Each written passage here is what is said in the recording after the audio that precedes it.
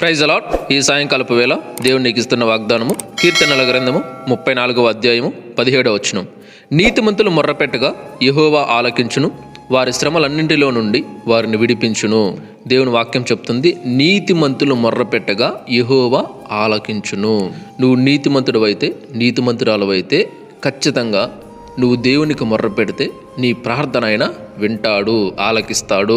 నువ్వు ఎలాంటి శ్రమల్లో ఉన్నా, ఎలాంటి ఇబ్బందుల్లో ఉన్నా, ఎలాంటి ఇరుకుల్లో ఉన్నా, ఎలాంటి పరిస్థితుల్లో ఉన్నా ఖచ్చితంగా ఆయన నిన్ను విడిపిస్తాడు. ఇక్కడ దావీదు గారు కూడా శ్రమల్లో ఉన్నప్పుడు మొర్రపెట్టాడు దేవునికి. ప్రభు, నా పరిస్థితి ఏంటి? నన్ను శత్రువులు తరుముతున్నారు, నాకు రక్షణకర్త నువ్వే కదా, నా ఆశ్రయదుర్గం నువ్వే కదా అని చెప్పి మొర్రపెట్టాడు. ఎవరు రక్షించారు?